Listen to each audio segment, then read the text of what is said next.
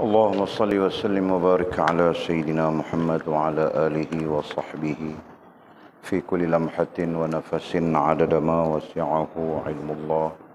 اللهم صل وسلم وبارك على سيدنا محمد وعلى آله وصحبه في كل لمحة ونفس عدد ما وسعه علم الله.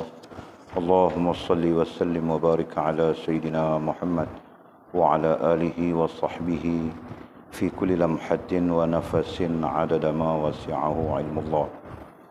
بسم الله ما شاء الله، بسم الله ما شاء الله، بسم الله ما شاء الله، وما لم يشأ لم يكن، لا حول ولا قوة إلا بالله العلي العظيم، لا حول ولا قوة إلا بالله العلي العظيم، لا حول ولا قوة إلا بالله العلي العظيم. اللهم ارحمنا بالقرآن واجعله لنا إماما ونورا وهدى ورحمة. اللهم ذكرنا منهما نسينا، علمنا منهما جهلنا، وارزقنا تلاوته آناء الليل وأطراف النهار، واجعله لنا حجة يا رب العالمين. اللهم افتح لنا فتوح العارفين، وارزقنا فهم النبيين، واجعلنا من عبادك الصالحين والمتقين يا رب العالمين. بسم الله الرحمن الرحيم. قال مصنف رحمه الله تعالى: نفعنا الله بعلومه وبكتابه في الدارين، اللهم آمين يا رب العالمين. وبعد قال, ini berarti Allah menerima permohonan si hamba itu pada masa yang telah ditentukan olehnya. Allah telah menentukan bila masa yang doa itu akan dimakbulkannya. Allah tidak memberikan seseorang itu dalam dunia ini hanya dengan doa yang datang dari diri si hamba itu sahaja. Dan begitu juga Allah tidak menolak apa-apa daripada si hamba itu hanya dengan doa sahaja. Adalah dikatakan bahawa sabda Nabi tentang hal ini berarti bahawa ketentuan takdir ilahi tidak akan terelak kecuali dengan doa yang ditakdirkan boleh menolak takdir itu. Begitu juga tidak ada orang yang akan masuk syurga melalui perbuatan baiknya sahaja, tetapi adalah dengan rahmat Allah juga. Walaupun begitu, hamba-hamba Allah itu akan diberi pangkat di syurga menurut perbuatannya. Ada dikatakan bahawa Aisyah pernah bertanya kepada Nabi, bolehkah seseorang itu masuk syurga hanya melalui perbuatan baiknya sahaja? Nabi menjawab, tidak, kecuali dengan rahmat Allah. Kemudian beliau bertanya, walaupun engkau sendiri? Jawab baginda, ya, walaupun aku. Kecuali Allah meliputi aku dengan rahmatnya. Setelah berkata demikian, baginda meletakkan tangannya di atas kepalanya. Baginda berbuat demikian untuk menunjukkan bahawa tidak ada seorang pun yang ada hak melanggar ketentuan takdir ilahi. Dan Allah itu tidak semestinya memperkenankan doa-doa hamba-hambanya. Dia berbuat apa yang ia hendak. Ia mengampuni siapa yang dikehendakinya. Ia menghukum siapa yang dikehendakinya. Dia mempunyai kuasa mutlak. Terpulanglah kepadanya segala-gala ketentuan. Allah tidak boleh disoal tentang apa yang dilakukan olehnya, melainkan si hamba itu yang disoal. Allah memberi kurnia kepada siapa yang dikehendakinya dan tidak memberi kepada siapa yang ia tidak kehendaki. Apa sahaja di langit dan di bumi dan di antara keduanya adalah dalam kontrolnya dan kepunyaannya belaka. Tidak ada tuan bagi segala itu melainkan Allah, dan tidak pencipta melainkan Allah jua. Firman-Nya, a'udzubillahi minasyaitonir rajim. Ya ayyuhan nasu dzkuru ni'matallahi 'alaikum hal min khaliqin ghairullah yarzuqukum minas sama'i wal ard la ilaha illahu fa anna tu'fakun. Ayat 3 surah 35. Hai manusia, ingatlah akan nikmat Allah kepadamu. Adakah sesuatu pencipta selain Allah yang dapat memberikan rezeki kepada kamu dari langit dan bumi? Tidak ada Tuhan selain Dia. Maka mengapakah kamu berpaling, yakni dari ketauhidan? Firman-Nya lagi, amman yahdikum fi zulumatil barri wal bahr wa man yursilur riyaha bushra baina yaday rahmatihi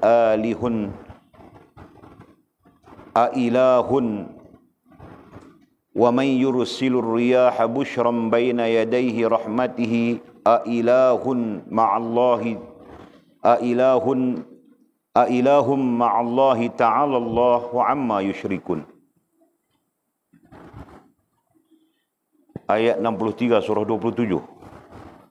Atau siapakah yang memimpin kamu dalam kegelapan daratan dan lautan? Dan siapa, yakni pulakah yang mendatangkan angin sebagai khabar gembira sebelum yakni kedatangan rahmatnya?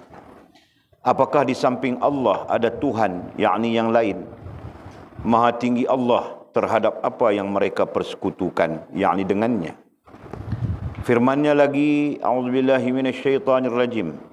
Rabbus samawati wal ardi wa ma bainahuma fa'budhu wastabir li'ibadatihi hal ta'lamu lahu samiyya. Ayat 65 surah 19. Tuhan, yakni yang menguasai langit dan bumi dan apa-apa yang ada di antara keduanya. Maka sembahlah Dia dan berteguh hatilah dalam beribadah kepadanya. Apakah kamu mengetahui ada seorang yang sama dengan Dia, yakni patut disembah? Firman Allah, al-mulku yawma idzil haqqu lirrahman wa kana yawman 'alal kafirina 'asira. Ayat 26 surah 25. Kerajaan yang hak pada hari itu adalah kepunyaan Tuhan yang Maha Pemurah, dan adalah yakni hari itu satu hari yang penuh kesukaran bagi orang-orang kafir. Syarahan yang ke-69. Janganlah minta dari Allah Subhanahu wa taala yang lain dari keampunan terhadap dosa yang lalu dan perlindungan dari dosa-dosa yang sekarang dan dosa-dosa yang akan datang, dan kuasa untuk taat kepadanya, kuasa untuk dapat melakukan suruhannya dan meninggalkan tegahannya, dan dapat rela dengan senang terhadap kesusahan dan ketentuan takdirnya, dan dapat sabar menghadapi malapetaka, dan dapat bersyukur terhadap kurniaannya, dan mati dalam iman dan kebaikan, dan dapat bersatu dengan golongan para anbiya, siddiqin dan syahidin, dan orang-orang yang diredai, kerana inilah sebaik-baik rakan dan kawan. Alhamdulillah, kita sambung lagi. Pengajian kita merujuk kepada syarahan yang ke-68. Kemarin kita sempat membincangkan satu paragraf daripada syarahan yang ke-68 ini. Mudah-mudahan apa yang telah kita bincangkan menjadi ilmu kepada kita. Bukan semata-mata maklumat di atas teks kitab, tetapi menjadi ilmu yang boleh kita amalkan, boleh kita laksanakan, atau yang boleh kita bawa dalam kehidupan kita. Perbezaan di antara orang yang berilmu dengan tidak berilmu antara lain adalah kehidupannya ataupun aktiviti ataupun amalan dalam kehidupannya berdasarkan kepada pengetahuan, bukan berdasarkan kepada andaian. Mudah-mudahan. Dan malam ini kita sambung lagi. Kita masih membincangkan berkaitan dengan doa. Ada 3 keadaan yang telah kita sebutkan. Satu, keadaan Allah tidak memperkenankan doa. Yang kedua, keadaan kita tidak mau berdoa kerana meletakkan Allah sudah menentukan. Ya. Dan keadaan ketiga adalah keadaan Allah memperkenankan doa. Nah, semuanya merupakan keadaan-keadaan ataupun situasi yang mungkin berlaku kepada kita sebagai hamba Allah Subhanahu wa taala. Nah, justru apabila kita berdepan dengan keadaan-keadaan seperti itu, nah bagaimana sikap kita, khususnya bagaimana rohaniyah kita, pandangan rohaniyah kita, pandangan akal kita, pandangan hati kita terhadap Allah Subhanahu wa taala. Nah, itu yang menjadi poin besar dalam perbincangan berkaitan dengan doa ini, ya.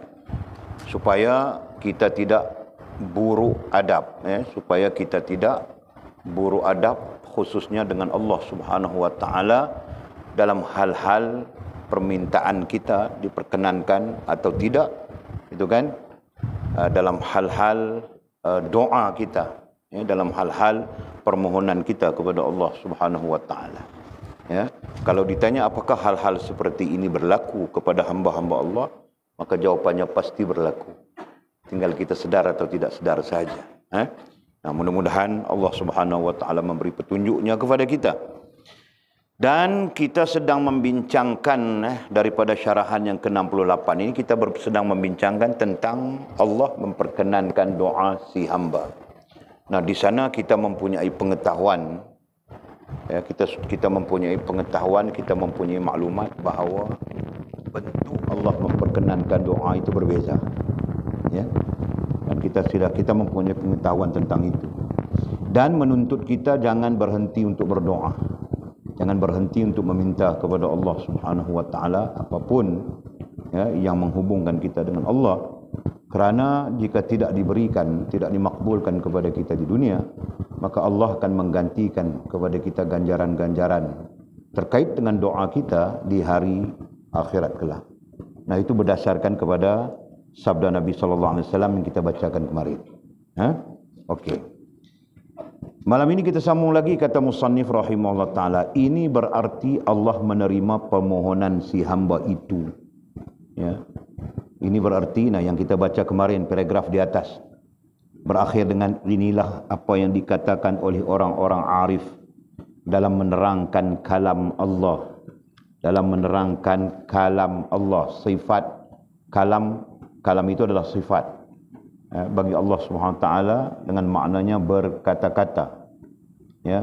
Dalam arti kata yang lain, Allah berkata-kata dalam tafsirannya ialah Allah berkomunikasi dengan hamba-hambanya, ya. Allah berkata-kata, nanti kita berjumpa dengan sifat pelaksanaan, sifat ma'nawiyah, ya, sifat pelaksanaan. Nah, di sana menunjukkan bahawa Allah Subhanahu wa taala memang berinteraksi, memang berkomunikasi dengan hamba-hambanya, ya, bukan saja manusia, bahkan jin, dan lebih-lebih lagi malaikatnya, dan kemudian jin, kemudian manusia, kemudian tumbuh-tumbuhan, haiwan dan sebagainya, seluruh makhluk Allah Subhanahu wa taala.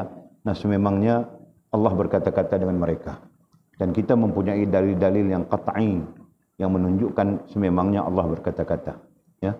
Kalau dengan kita manusia, fa'alhamaha fujuraha wa taqwaha, nah itu menjadi dalil yang menunjukkan Allah memang berkata-kata dengan kita. Tinggal lagi kita memahaminya atau tidak. Nah, itu tertakluk kepada rohaniah kita, ya. Kita bincang sudah tentang itu. Nah, jika rohaniah kita itu merupakan rohaniah yang latif, rohaniah yang lembut, ya, rohaniah yang memang berkomunikasi dengan Allah Subhanahu wa taala sepanjang kehidupannya, maka dia akan memahami bahawa Allah memang berkata-kata dengannya. Jelas kan? Nah, melainkan rohaniah yang mati, yang keras, yang sakit dan sebagainya. Nah, mungkin mereka tidak menyadari bahawa sesungguhnya Allah Subhanahu wa taala memang berkomunikasi dengan kita. Okey? Nah, jadi kata musannif, oleh orang-orang arif, inilah apa yang dikatakan oleh orang-orang arif Nah, orang-orang arif di situ kita belajar sudah ya. Apa beza di antara ulama dengan arifin? Ini kuat sikit bah. Kau suara terus mau jadi perempuan saja.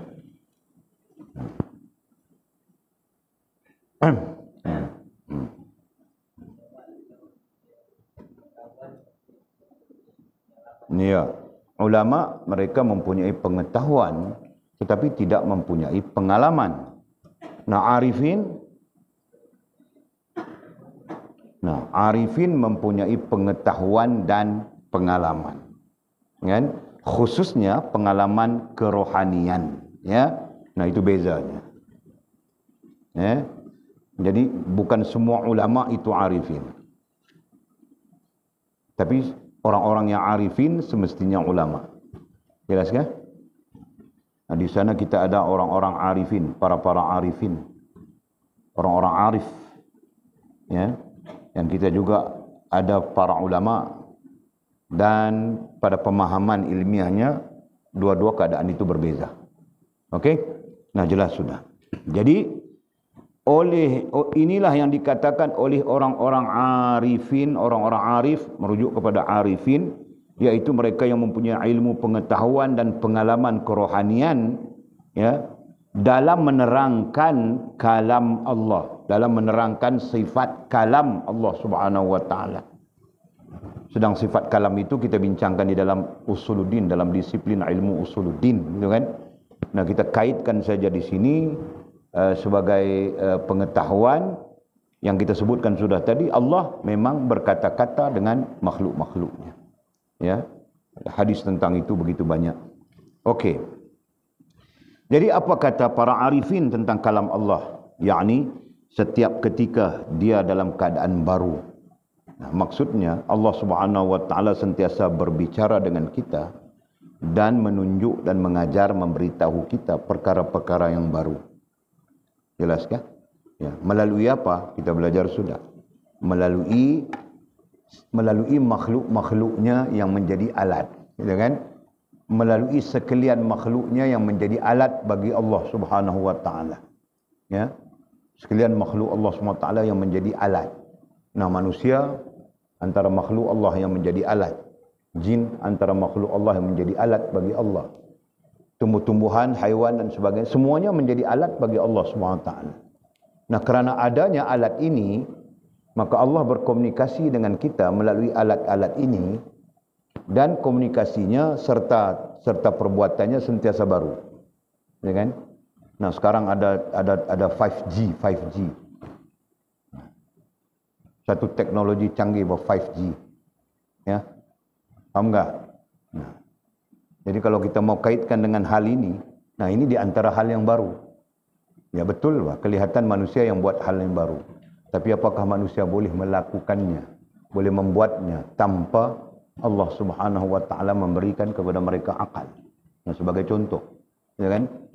Nah, sisi lain mereka tidak boleh membuat bahan mentahnya, melainkan Allah Subhanahu wa taala yang menciptakan bahan mentahnya.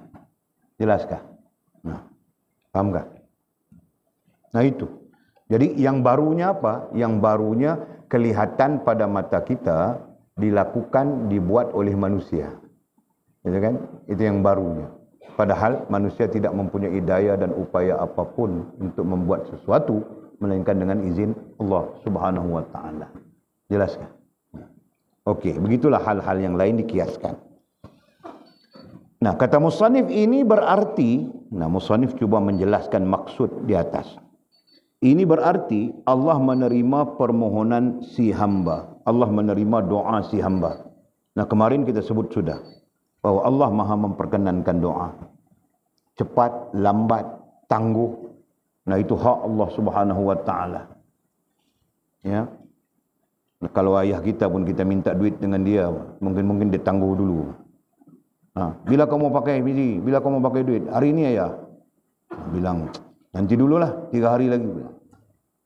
Lepas 3 hari, ayah bilang 3 hari mau kasih duit. Nanti dululah, seminggu lagi. Bilang. Nah, tangguh-tangguh saja dia kan. Nah, kenapa dia boleh bertangguh? Kerana dia adalah ayah. Dia mempunyai hak ke atas haknya, hartanya untuk diberikan kepada kita, begitu kan? Nah, Allah Subhanahu wa taala Maha suci daripada sifat-sifat makhluk. Maka dia mempunyai mutlak ke atas hak-haknya termasuk diri kita. Nah, begitu juga Allah menangguhkan atau Allah mau memperkenankan, Allah Subhanahu wa taala tidak memperkenankan digantikan dengan kebajikan di hari akhirat kelak. Nah, itu adalah hak mutlak bagi Allah Subhanahu wa taala. Ya, cuma dari segi komentar para ulama mengatakan ini berarti Allah menerima permohonan si hamba. Allah menerima. Ya, Allah Maha menerima permohonan si hamba. Permohonan doa si hamba itu pada masa yang telah ditentukan olehnya. Nah, pada masa doa itu dimakbulkan, diterima, dimakbulkan, diperkenankan pada masa yang telah ditentukan olehnya, pada masa. Nah, pahamkan apa yang kita belajar kemarin. Ya, kemarin kita belajar tentang satu istilah namanya azali. Jelas kan? Azali. Apa pelajaran yang kita belajar kemarin? Ada dua perkara yang boleh kaitkan dengan azali. Selain daripada kita melihat perkataan azali itu dari sudut prosesnya. Nah, pertama apa?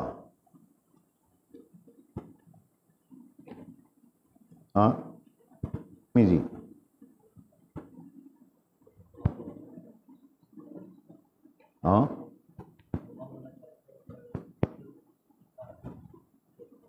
Nah, ada dua yang boleh catatkan supaya kamu orang tidak keliru dari memahami istilah azali itu. Yang pertama apa? Baca yang pertama saja. Bacalah.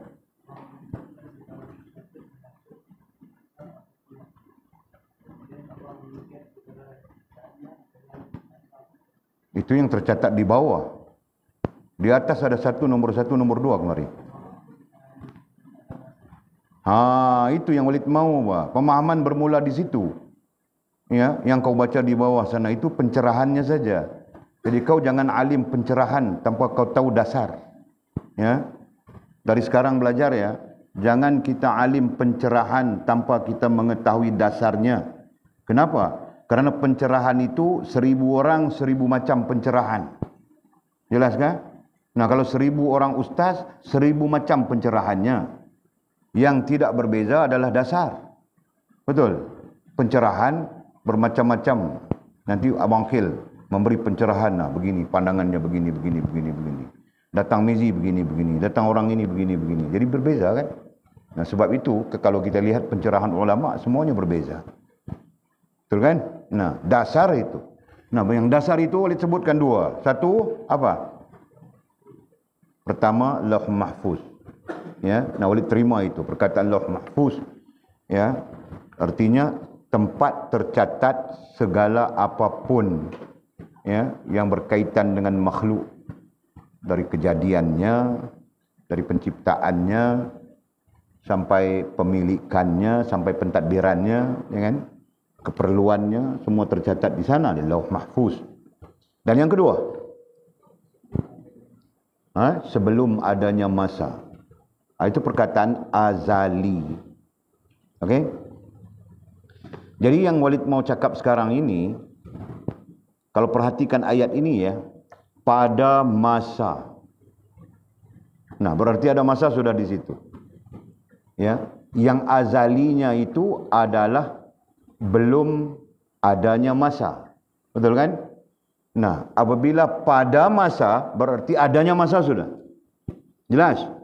Nah, apabila adanya masa, itu tertakluk kepada qadar. Betul? Yang belum adanya masa, tertakluk kepada qada. Jelas sudah sekarang? Nampak sudah? Nah, kemarin kita bercakap setakat qada saja kan? Nah, azali istilah lainnya adalah qada. Nah, kerana ketika itu belum adanya masa. Kenapa belum adanya masa? Kerana masa itu adalah makhluk bagi Allah Subhanahu wa taala juga. Nah, kemudian Allah menciptakan masa. Nah, Allah mengaitkan seluruh ciptaannya dan seluruh keperluan makhluknya dengan masa. Begitu kan? Jelas? Fahamkah? Okey. Wal asri innal insana lafi khusr. Nah, kemudian Allah mengingatkan kepada manusia, demi masa sesungguhnya manusia ini sangat rugi, berada dalam keadaan kerugian. Nah, itu sebagai peringatan Allah Subhanahu wa taala. Jadi memang kita rugi dengan masa. Sangat rugi. Nah, Walid saja rugi tidak tahu banyak mana. Bercintalah, gitulah, ginilah. Pergi sana, pergi sini. Patutnya duduk zikir saja, sembahyang saja, zikir saja. Tahu tak? Okey. Jadi perhatikan ya, supaya kita tidak keliru. Ini berarti Allah menerima permohonan si hamba itu pada masa. Nah, terkait masa sudah di situ. Ya. Yang telah ditentukan olehnya. Nah, masa itu juga telah ditentukan oleh Allah. Ditentukan ai ditetapkan. Nah, sekarang tidak lari langsung yang kita sebutkan qada, qadar. Dan kemudian himpunan qada dan qadar itu terjadi dalam kehidupan kita dipanggil takdir. Ya kan? Ini berarti masa mula terkait dengan qadar. Nah, begitu. Jelaskah? Allah telah menentukan bila masa yang doa itu akan dimakbulkannya. Allah telah menentukan bila masa. Nah, doa itu ikhtiar kita. Ya kan? Doa itu ikhtiar kita. Masa itu menjadi pengikat. Ya, kemarin kita sebutkan Allah mengikat seluruh kejadian dan keperluan makhluk itu dengan masa. Allah mengikat. Allah menambat ya, seluruh makhluk, seluruh kejadian makhluk serta keperluannya dengan masa. Jelaskah? Nah, sekarang kita dengar ini. Allah telah menentukan bila masa. Nah, menentukan itu menetapkan. Terkait dengan Allah mengikat dengan masa itu yang kita sebutkan itu. Okey? Bila masa, Allah telah menentukan bila masa yang doa itu ikhtiar kita akan dimakbulkan. Jelas? Kamu boleh nampak kan ini? Konsepnya. Sama saja kan? Kita berikhtiar hal yang lain. Nah, Mizi kerjanya, ikhtiarnya adalah cop kelapa sawit untuk mencari rezeki. Ya kan? Nah, dia cop kelapa sawit hari ini, belum tentu rezeki hari ini. Ya kan? Nah, sampai masanya, bila 1 bulan kah, setengah bulan kah, ya kan? Nah, dapat dia rezeki. Itu kan? Boleh faham tak? Nah, itu ta'aluk masa. Jadi kita belajar dalam usuluddin nanti, ta'aluk masa. Ta'aluk ilmu, kemudian ta'aluk masa. Okey? Allah tidak memberikan seseorang itu dalam dunia ini hanya dengan doa yang datang dari diri si hamba itu sahaja. Nah, satu lagi maklumat tambahan. Ya.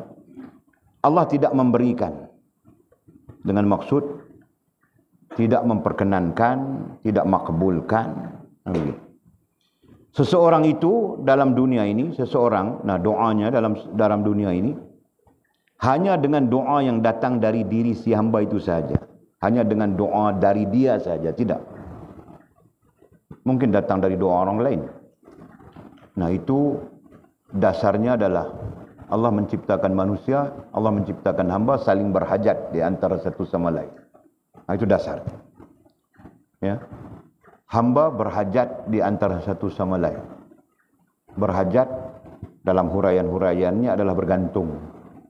Bergantung antara satu sama lain. Hamba bergantung. Contoh, ya, kita bergantung dengan udara untuk hidup. Nah, tanpa udara, mati kita. Faham tak? Jadi berarti kita bergantung dengan udara. Nah, udara itu makhluk Allah Subhanahu wa taala. Betul kan? Kita bergantung dengan makanan, minuman untuk hidup. Ya. Makanan, minuman itu adalah makhluk Allah Subhanahu wa taala. Nah, begitulah kiaskan kepada hal-hal yang lain. Nah, betapa kita saling bergantung. Jelaskan? Nah, hal yang sama dibawa dalam makna yang lebih luas. Ya, seperti doa. Nah, sekarang kita bercakap tentang doa. Betapa kita bergantung kepada doa orang lain, doa makhluk-makhluk, doa hamba-hamba Allah Subhanahu wa taala yang lain yang menjadi bahagian daripada sebab Allah Subhanahu wa taala memperkenankan permohonan doa kita. Ya, faham tak? Nah, jadi ayatnya di sana Allah tidak memberikan, memperkenankan doa seseorang itu dalam dunia ini hanya dengan doa yang datang dari diri si hamba itu saja. Nah, berarti bukan doanya sahaja. Nah, mungkin yang ada pada kita sekarang berupa nikmat apapun, nah doa daripada orang-orang lain, kan? Apalagi dalam konteks kita umat baginda Nabi Muhammad sallallahu alaihi wasallam, baginda Nabi sendiri mengajarkan kita berdoa kepada ummatul mukminin, muslimin, muslimat dan sebagainya. Ya? Boleh faham ke itu? Okey. Dan begitu juga Allah tidak menolak apa-apa daripada si hamba itu hanya dengan doa saja. Demikian juga Allah tidak menolak daripada sisi kita hambanya, ya, hanya dengan doa sahaja. Maksudnya hanya dengan doa kita sahaja. Kan kita dalam doa kita lazimnya ada dua. Satu, meminta manfaat. Yang kedua, menolak mudarat. Betul? Dengan ya Allah, jauhkanlah daripadaku orang-orang yang mengurat-menguratku kemudian tinggalkan aku. Nah, itu sebagian kan. Nah, oleh tidak tahu kamu orang berdoa macam mana. Mungkin kamu orang berdoa cakap orang putih. Kan? Sonseng. Mungkin kan. Tapi tetap sifatnya, ya. Tetap sifatnya apa? Tetap sifatnya meminta manfaat dan apa ya istilahnya? Menarik manfaat, menolak mudarat. Nah, itu istilahnya. Tetap sifatnya begitu kan. Nah, sama ada manfaat atau mudarat tidak datang daripada doa kita saja. Mungkin doa kita tertangguh kerana dosa kita, kerana salah kita. Nah, doa orang lain yang menyebabkan Allah SWT mengurniakan kepada kita. Faham ke itu? Faham Angkil? Faham ke? Nah, mungkin doa kau tidak makbul, Pak. Mau makbul macam mana? Mata kau asyik lihat orang bogel saja. Nah, misalnya, kan? Mau makbul macam mana? Kan telinga kau asyik apa? Asyik dengar lagu saja. Faham tak? Nah, mau doa, mau makbul macam mana doa kau? Zikir kau pun tiada asyik, merapu misalnya, begitu Mangkil kan? Nah, jadi doa kau tidak termakbul. Tapi kau dapat saja rezeki begitu, begini, begitu, sihat begitu. Nah, itu doa daripada orang lain. Faham tak? Nah, begitu lah maksud contoh. Faham tak? Faham tak betul? Betul kan? Betul lah. Sama ada kamu orang boleh fikir atau tidak boleh fikir, Walid nampak sudah kemunasabahan. Nah, contoh Walid saja. Dosa saja tidak tahu banyak mana. Nah, apakah kita sebagai hamba yang berdosa begitu banyak, Allah mudah-mudah memperkenankan doa kita? Nah, kita kiaskan saja, kita ambil contoh saja. Kau bikin salah yang banyak kepada ayah kau Mili. Kau kencing kepalanya, kau rabakkan poketnya, contoh ya. Kau mengurat isteri mudanya. Ini contoh, ya kan? Bukan isteri muda, dia belum nikah lagi, tapi kau mengurat dulu, contoh. Nah, tahu dia. Nah, dia marah kepada kau dengan marah yang begitu, yang sangat-sangat. Muka kau pun dia tidak mau lihat misalnya. Nah, kemudian kau datang, ayah, aku mau pakai duit 5.000 pinjam. Dia mau kasih kau duit kah? Contoh itu saja memadai sudah kan? Maka Allah Subhanahu wa taala pada hakikatnya Maha Pengasih, Maha Penyayang, yaitu tidak dinafikan. Tetapi kita perlu sedar Allah juga membenci. Itu kan? Allah juga menyayangi. Allah juga menyayangi, menyintai hamba-hambanya. Sisi lain Allah juga membenci. Nah, kalau Allah Subhanahu wa taala juga membenci hamba, Allah juga menyayangi hamba pada sisi lain, dan sisi lain pula membenci hamba. Nah, sifatnya, keadaannya seperti kita kiaskan tadi. Nah, mana mungkin dia memperkenankan doa hamba yang dia benci? Jelas? Jelas kan? Paham betul? Sudah tentu dia memperkenankan doa hamba-hambanya yang dia cintai, yang dia kasih, gitu kan? Paham tak? Begitulah maksud yang kita mau nyatakan di sini. Jadi, kalau Walid ini dosa yang tidak tahu banyak mana, Allah. Jadi rasional kan, munasabah kan? Nah, doa kita tidak makbul karena dosa kita terlalu banyak. Lalu yang kita nikmati begitu begini, nah doa daripada orang lain. Ya, doa daripada orang-orang saleh, doa daripada orang-orang yang baik. Doa daripada mereka melimpahi kita. Nah, Allah memperkenankannya untuk kita. Subhanallah. Nah, justru itulah, jangan kita memandang rendah orang lain. Fahamkah? Faham, Faham? Pandang baik saja makhluk Allah Subhanahu wa taala. Pandang baik saja umat Muhammad sallallahu alaihi wasallam. Nah, sekiranya nampak pada mata kita kelemahan-kelemahan, kekurangan-kekurangan, nah perbetulkan. Begitu kan? Bukan kita memandang rendah, bukan kita menghina mereka. Mereka juga menjadi alat Allah Subhanahu wa taala untuk membetulkan kita. Gitu kan? Nah. Okey. Subhanallah. Adalah dikatakan bahawa sabda Nabi, ya, sabda Nabi tentang hal ini, hal yang sedang kita bincangkan. Berarti bahawa ketentuan takdir ilahi tidak akan terelak kecuali dengan doa yang ditakdirkan boleh menolak takdir itu. Nah, ini satu isu yang panjang lebar orang berbincang. Ya. Isu apakah doa boleh menolak takdir. Jadi akhirnya muncul pandangan-pandangan yang pelbagai. Ada yang mengatakan bukan doa yang menolak takdir. Ya, Walid lebih berpegang dengan doa pun tidak boleh menolak takdir. Tetapi Allah Subhanahu wa taala yang Maha Pengasih mendengar doa hambanya. Ya. Dan mungkin mengubah takdir itu. Faham tak? Nah, doa kita bagaimana mau menolak takdir? Apalagi kalau kita kaitkan dengan kita adalah pendosa. Nah, itu istilah bangkil tu. Aku pinjam bangkil ya. Bolehkah? Boleh kan? Ya. Nah, kita pendosa tu. Bagaimana mungkin doa kita boleh menolak takdir? Sama saja dengan yang kita sebutkan tadi kan. Nah, kita berdosa begitu begini, nah kita mau menarik manfaat, mungkinkah? Mau menolak mudarat, mungkinkah? Nah,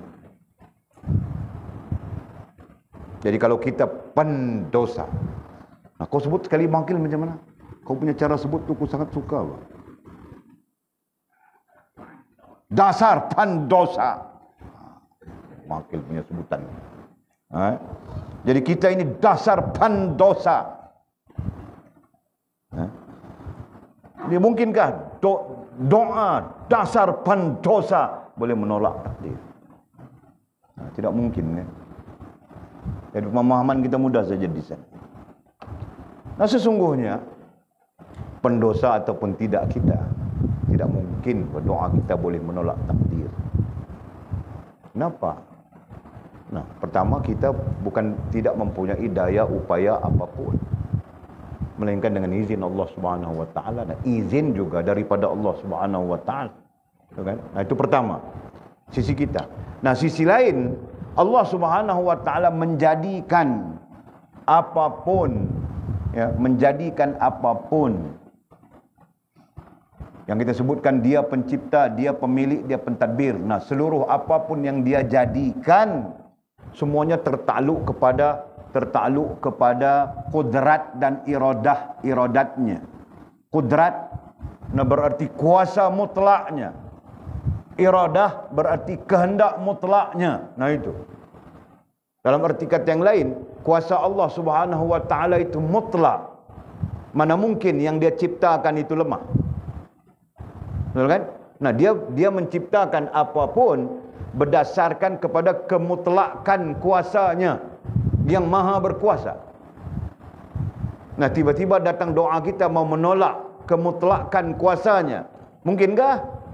Nah, jelas tidak mungkin, kan? Itu maksud.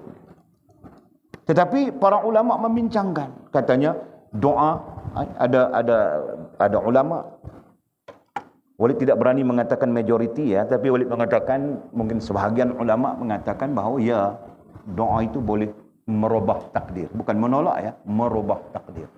Nah, lantaran merubah takdir itu dengan sebab Allah Subhanahu wa taala Maha Pengasih, Maha Penyayang, mengasihi hambanya, nah merubah takdir itu. Fahamkah? Sisi lain, nah kita mana tahu apa yang Allah Subhanahu wa taala tetapkan, gitu kan? Nah, mungkin sekarang, nah akan datang Allah Subhanahu wa taala yang Maha tahu apa akan terjadi, apa akan terjadi. Okey. Jadi adalah dikatakan bahawa sabda Nabi tentang hal ini berarti bahawa ketentuan takdir ilahi tidak akan terelak, ya, ketetapan takdir ilahi tidak akan terelak kecuali dengan doa yang ditakdirkan boleh menolak takdir itu. Nah, di sini disebutkan doa ditakdirkan boleh menolak takdir. Nah, Walid ambil jalan tengah yang Walid sebutkan tadi ya. Bukan doa kita menolak takdir, tetapi rahmat Allah Subhanahu wa taala ke atas kita hamba yang merubah takdir itu. Nah, dhabit sebagai pencerahan. Nah, nantinya kita bertembung dengan soalan, apakah doa boleh merubah takdir? Ustazah Faz, saya mau tanya, apakah doa boleh merubah takdir, Ustazah? Nah, Ustazah Faz sekarang jawab, macam mana?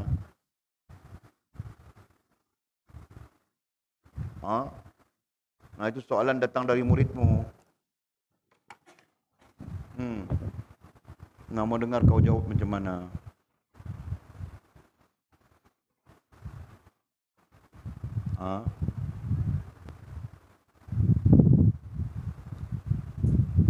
Jawab apa?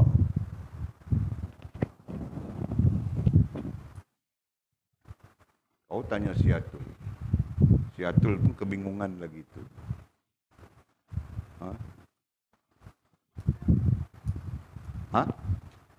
Tidak tahu. Jawab si Mimi. Nah, muridmu bertanya, Ustazah Mimi, saya difahamkan. Nah, dia bilang dia difahamkan walaupun dia tidak faham. Ya kan? Nah, saya difahamkan bahawa doa kita boleh menolak takdir. Nah, saya mau minta penjelasan daripada Ustazah Mimi.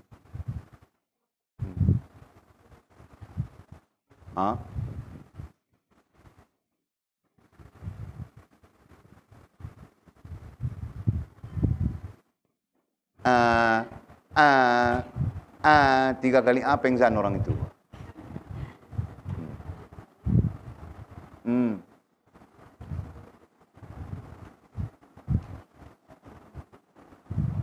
Apa? Itu mau makan Maggi macam itu.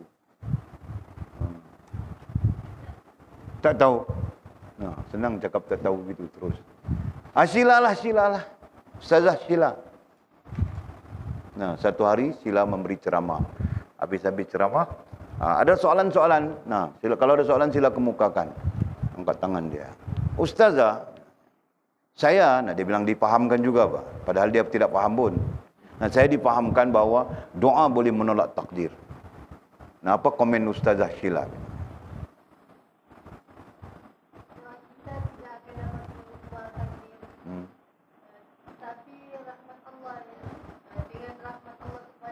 Kau hafal Walid punya cakap tu. Jadi kalau begitu kau cakap doa kita tidak dapat menolak takdir. Nah, apa alasanmu? Ya, doa kita tidak dapat menolak takdir. Kau bilang begitu tadi kan? Kau dalam menjawab soalan orang dalam ceramahmu kan? Nah, doa kita tidak dapat menolak takdir. Nah, apa alasannya? Saya dengar boleh menolak takdir, Ustazah. Nah, dia begitu diteriak-teriak di bawah sana. Ustazah tiba-tiba bilang tidak boleh menolak takdir. Kemarin saja saya dengar dari ustaz itu, saya dengar dari ustaz ini, saya dengar dari... Nah, itu jam kau mula confuse sudah. Kau punya ilmu sudah, betul kah? Iya kah? Hilang sudah keyakinan kau terhadap pengetahuan kau sendiri. Nah, sebab itu kau perlu mempunyai alasan. Gitu kan? Nah, coba kan, alasanmu apa? Nah, betul sudah kau jawab tadi. Sesungguhnya doa kita tidak akan boleh menolak takdir. Nah, alasanmu apa? Nah, kalau pendosa cerita saja. Kau tunjuk dia yang tanya itu. Kau punya dosa saja berapa kapal? Nah, kau bilang begitu. Kan? Lepas sekarang kau pikir doa kau boleh menolak takdir kah? Misalnya. Paham tak? Lagi? Itu saja alasannya. Nah, itu pun boleh diterima. Tapi ada alasan yang lebih baik, begitu kan? Nah, kita kan tidak mempunyai daya dan upaya, begitu. Dalilnya la haula wala quwwata illa billahil aliyil azim. Nah, daya pun tidak ada, upaya pun tidak ada. Nah, bagaimana mau menolak takdir Allah Subhanahu wa taala yang tercipta daripada kudrat Allah dan iradat Allah Subhanahu wa taala? Begitu caranya. Bolehkah Ustazah Sheila, Ustazah Sofia, bolehkah begitu?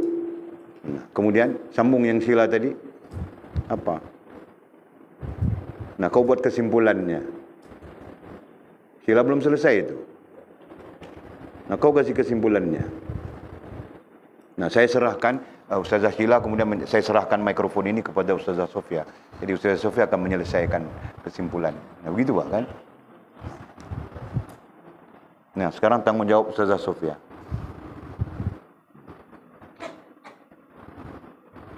Nah, pertama kau akan bagi komentar dulu.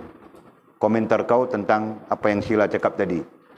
Nah, apa yang disebutkan oleh Ustazah Sheila tadi adalah sesuatu yang sangat ilmiah, betul dan ilmiah menurut ilmu kami. Nah, kemudian kau kesimpulankan saja. Jadi kesimpulannya apa? Nah, gitu kan? Kita jangan main hentam kromo saja mengajar orang, tahu tak? Nah, kita ada strukturnya. Nah, begitu. Nah, kesimpulannya saya pun tidak tahu, Walid. Nah, itu kah? Gimana? Nah, jangan main-main ya. Ini isu tauhid, isu usuluddin. Nah, nanti kita kupas panjang di dalam usuluddin. Okey? Nah, di sini terkait saja, walaupun terkait, nah tapi dia merupakan isu-isu yang penting, yang memang diperkatakan, diperbincangkan di tengah orang. Orang-orang yang ada pengetahuan. Ya. Orang-orang yang jahil, yang cap ayam itu dia bincang tentang ayam saja. Dia tidak bincang tentang ini. Okey? Nah, jadi jangan dibiarkan hal ini terbang gitu saja. Nah, jadikan dia sebagai satu maklumat penting. Okey. Begitu juga tidak ada orang yang akan masuk syurga melalui perbuatan baiknya sahaja. Nah, demikian juga. Tidak ada orang, ai hamba. Nah, kalau orang itu kecil sangat skopnya. Tidak ada orang, ai hamba, yang akan masuk syurga melalui perbuatan baiknya sahaja. Ini berdasarkan kepada hadis Nabi SAW. Tetapi adalah dengan rahmat Allah juga. Nah, tetapi masuknya syurga hamba-hamba Allah nantinya adalah dengan rahmat Allah. Nah, kenapa? Kenapa teks ini menjadi, ya kalau mau sebut secara ilmiah, teks ini adalah fatwa. Ya, teks ini adalah fatwa. Nanti kita baca kitab-kitab usuluddin, tinggi ke rendah ke semua ada. Ya. Fatwa tentang apakah kita masuk ke syurga Allah dengan ibadah kita, dengan perbuatan baik kita.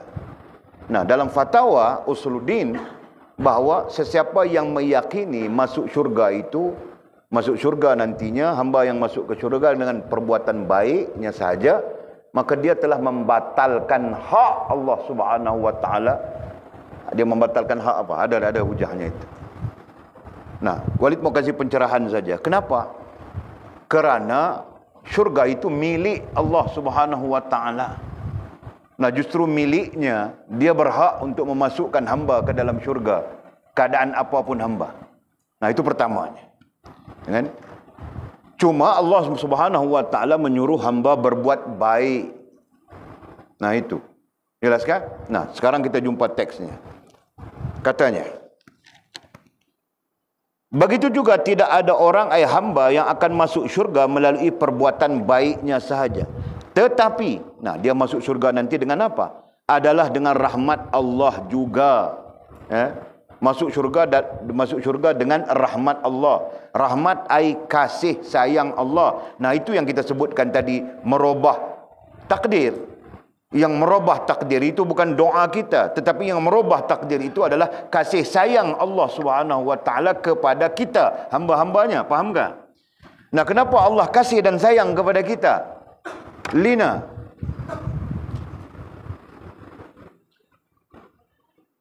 Nah, kau kasih alasan apa? Kenapa Allah kasih dan sayang kepada kita?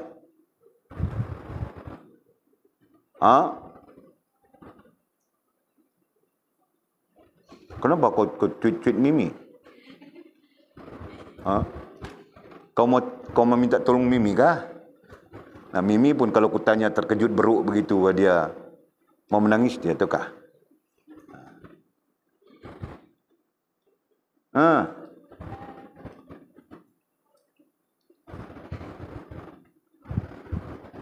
Apa?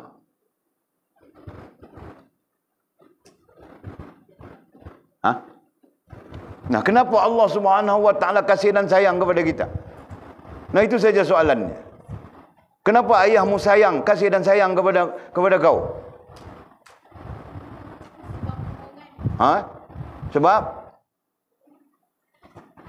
ya, okey, sebab. Nah, pertama sebab hubungan. Kau anaknya, begitu kan? Nah, Allah sayang kepada kita. Kenapa? Pertama kerana kita hambanya, begitu kan? Faham tak? Nah, yang kedua,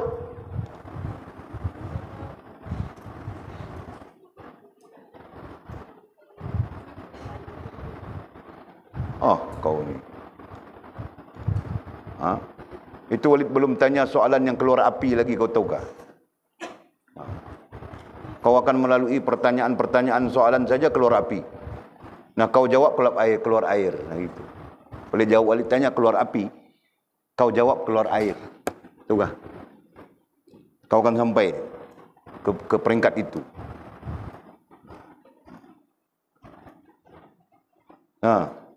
Pertama okey. Pertama kerana hubungan, okey. Hubungan kau bagus dengan ayahmu kan? Nah, dia ayah kita, kita menghormatinya begitu begini. Hubungan bagus, Pak. Sangat bagus. Nah, sama saja kita dengan Allah Subhanahu wa taala. Allah kasih sayang kepada kita kerana hubungan. Nah, hubungan kita bagus dengan dia. Betul kan? Sebagai hamba, memenuhi ubudiyah dengan dia. Betul kan? Nah, yang keduanya. Nah, Walid tidak mengajar kau satu hal saja. Walid mengajar kamu orang semua. Hal-hal yang terkait.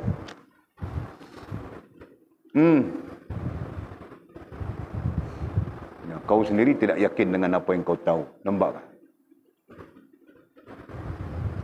Nah, sebab itu Walid ajar sudah. Keyakinan itu perlu dibina. Nampak tak?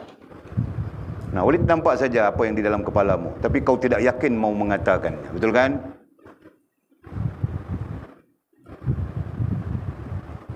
Nah, ada apa di dalam otak kau tu? Aku nampak saja. Macam cacing saja dia.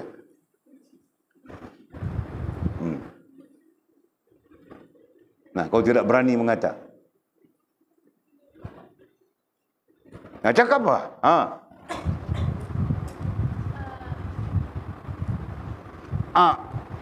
Mau berak kah?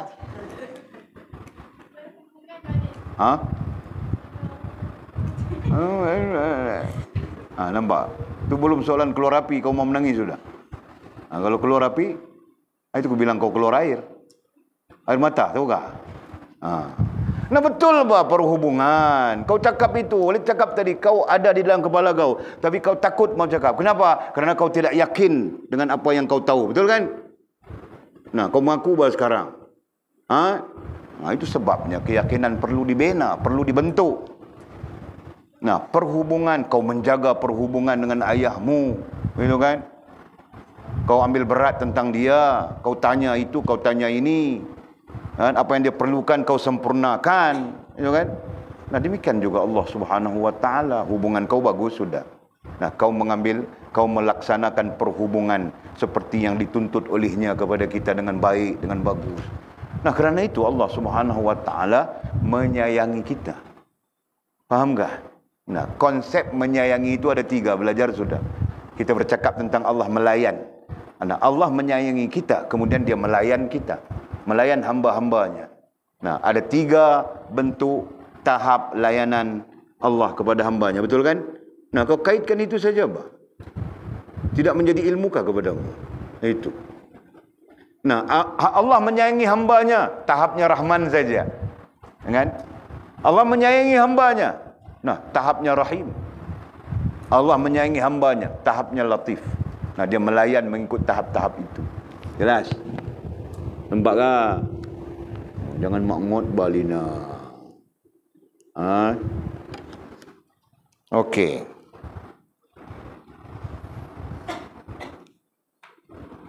Di mana kita tadi?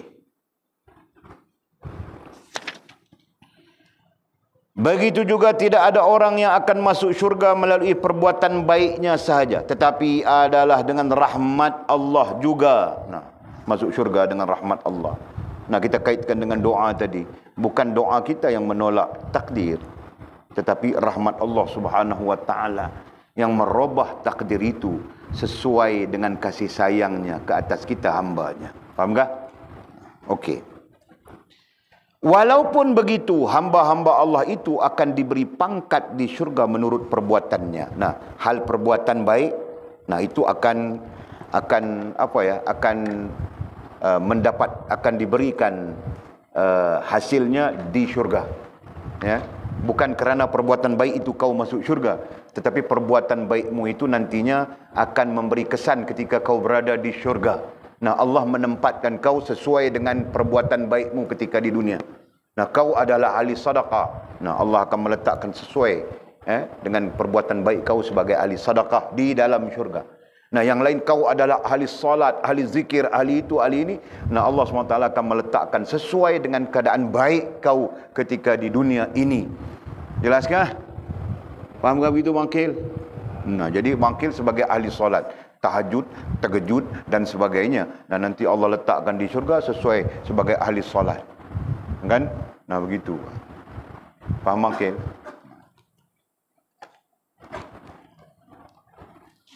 Allah ya Allah. Jadi apa yang kita bacakan tadi, bincangkan tadi menjadi jawapan ya, secara tidak langsung menjadi jawapan bahawa amal baik kita itu bukan menjadi sebab kita dimasukkan ke syurga. Ya, amal baik itu menjadi sebab pangkat kedudukan kita di dalam syurga. Adapun masuk ke syurga itu adalah rahmat Allah Subhanahu Wa Taala. Nah, kiasan dengan takdir tadi. Doa kita tidak dapat merubah takdir. Adapun yang merubah takdir itu adalah kasih sayang daripada Allah Subhanahu Wa Taala kepada kita hambanya yang menjaga hubungan dan perhubungan baik dengannya. Nah, begitu caranya Mimi, caranya Atul, caranya Fas, caranya Sofia, caranya Sheila, Lina mau jawab soalan. Okey? Nah, belajar ya. Belajar dari Walid, tahu tak? Kita ada macam-macam cara. Kita mau kunci terus orang yang bertanya pun boleh. Nah, dia tanya, kita tanya dia semula, kunci terus. Dia pun mati kutu, tidak boleh tanya lagi sudah. Boleh pak? Nah, itu semua psikologi saja. Nanti belajar daripada Abu Ya. Okey?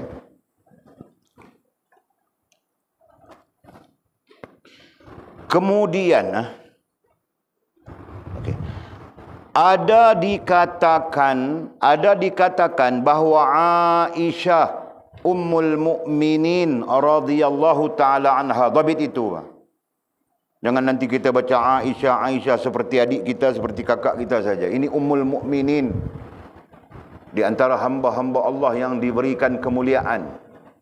Dan kita wajar meletakkan mereka di posisi-posisi kemuliaan sekalipun pada sebutan kita. Ya? Nah, sebab itu nantinya ada Ummul Mukminin radhiyallahu taala anha. Ada sahabat radhiyallahu taala anhu. Nah, ada perkataan-perkataan ini, nah itu semua sebagai memuliakan mereka. Nah, jangan jadi seperti Wahabi, yang langsung tidak ada adab mereka dengan sahabat-sahabat, dengan baginda Nabi sendiri pun. Okey.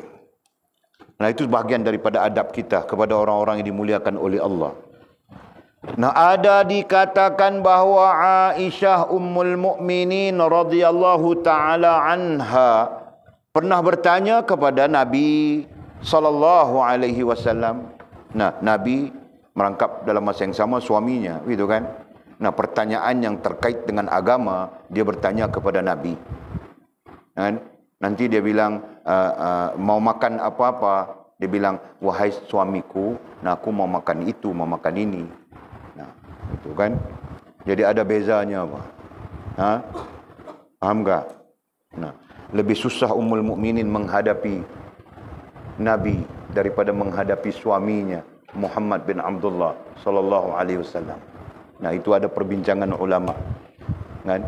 Kamu orang akan lebih susah berdepan dengan suami yang namanya suami semata-mata daripada suami dalam masa yang sama dia adalah seorang guru, dalam masa yang sama dia adalah seorang dai, dalam masa yang sama dia adalah seorang pejuang, bukan pejuang ini, bukan pejuang ini, parti politik ini bukan. Kan? Dia orang yang berjuang agama dalam masa yang sama. Nah, itu susah kamu orang mau hadapi. Melainkan kamu orang kena bersamanya, berserta dengannya. Faham tak? Nah, dia berjuang, kau pun berjuang sama. Dia da'i, kau pun da'i sama. Kan? Dia mengajar orang, kau pun mengajar orang sama. Nah, baru betul. Baru boleh. Jika tidak, nah, kau nanti air mata saja. Tahu tak? Faham tak? Nah, dia keluar pergi dakwah sana, dakwah sini, tidak pulang. Kau sini duduk saja tepi tingkap, tengok saja. Tahu tak? Okey. Nah, itulah yang dihadapi oleh Ummul Mukminin. Adakah kita biografi Ummul Mukminin Aisyah radhiyallahu taala anha? Ada teks buku? Tak ada. Okey, nanti kita cari. Kurang-kurangnya kita tahu 2-3 biografi mukminat salihat, gitu kan? Nah, ada dikatakan bahawa Aisyah Ummul Mukminin radhiyallahu taala anha pernah bertanya kepada Nabi sallallahu alaihi wasallam, bolehkah seseorang itu masuk syurga hanya melalui perbuatan baiknya sahaja? Nah, sebab itu boleh bilang tadi, jawapan yang kita baca tadi adalah fatwa.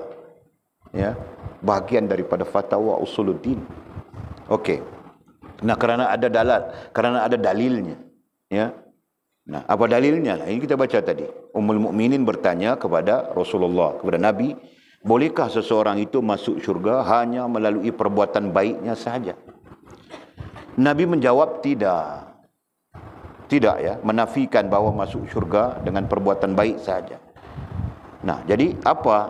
Kecuali dengan rahmat Allah. Nah, kecuali bukan perbuatan baik sahaja, ya, bukan perbuatan baik itu yang menyebabkan dia masuk ke syurga.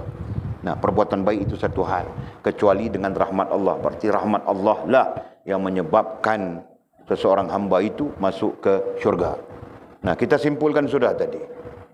Ya, dengan rahmat Allah orang masuk syurga. Adapun perbuatan baiknya akan menentukan kedudukannya di dalam syurga. Begitu kan? Syurga itu ada kedudukannya, tingkat paling rendah sampai tingkat paling tinggi. Nah, di mana dalilnya? Al-Quran menceritakan begitu kan? Okey. Kemudian beliau bertanya, nah kemudian beliau ai Ummul Mukminin Aisyah radhiyallahu taala anha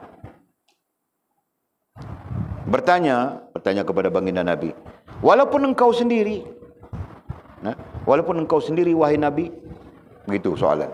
Jawab baginda, iya. Iya, walaupun aku. Nah, walaupun aku sendiri. Nah, aku sendiri pun tidak masuk syurga dengan perbuatan baik, melainkan dengan rahmat Allah Subhanahu wa taala juga. Nah, lanjutnya kecuali Allah meliputi aku dengan rahmatnya. Ya, Nabi mau bilang, aku pun kalau nanti masuk ke syurga, tetap dengan rahmat Allah Subhanahu wa ta'ala. Nah, bukan dengan perbuatan baik. Setelah berkata demikian, setelah Nabi SAW bersabdakan demikian, baginda meletakkan tangannya di atas kepalanya. Ya, meletakkan tangan di atas kepala. Ada riwayat mengatakan meletakkan tangan di atas kepala Aisyah. Ya, tanda menghargai persoalan yang dikemukakan oleh Ummul Mukminin Aisyah dan kemudiannya disebarkan kepada umat. Nah, yang lain mengatakan Rasulullah meletakkan tangan di atas kepalanya sebagai insaf. Ya, para ulama tasawuf khususnya meriwayatkan Rasulullah meletakkan tangan di atas kepalanya sendiri, Pak. Ya, menjadi tabiat orang Arab. Meletakkan tangan di atas kepala lambang keinsafan. Ya. Faham tak? Nah, dia bergaduh dengan kau, Pak. Dia maki kau macam-macam, Pak. Kau biawak, kau itu, kau ini, dia maki kau. Nah, kemudian dia insaf, dia akan datang, dia letak tangan, aku minta maaf kepadamu wahai Mizi, tadi ku sudah tersilap, Pak. Nah, itu tabiat orang Arab, tahu kan? Dan tabiat itu terbawa dalam dunia Melayu juga suatu ketika. Sallallahu. Mau salam saja letak tangan atas kepala. Pernah tengok? Tak pernah tengok? Sekitar 80-an, tabiat itu masih berlaku. Tahun 80-an. Nah, 80-an mana kamu orang ada? Kamu generasi 90-an kan? Nah, orang tua-tua kalau dia bersalam, dia letak tangan di atas kepala. Faham tak? Nah, zaman itu. Okey. Baginda berbuat demikian untuk menunjukkan, sebab itu Walid bilang tadi, riwayat ataupun riwayat daripada ulama-ulama dalam disiplin tasawuf. Nah, mereka melihat Rasulullah SAW meletakkan tangan di atas kepala sebagai lambang keinsafan. Okey. Nah, baginda berbuat demikian untuk menunjukkan bahawa tidak ada seorang pun yang ada hak. Nah, itu yang perlu dimakingkan itu. Baginda berbuat demikian, letak tangan di atas kepala untuk menunjukkan bahawa tidak ada seorang pun, seorang di situ hamba, ya. Tidak ada seorang pun daripada hamba yang ada hak. Nah, perkataan itu adalah perkataan syar'i. Ya. Tidak ada seorang pun, tidak ada seorang hamba pun yang ada hak melanggar ketentuan takdir ilahi, melanggar ketentuan ketetapan.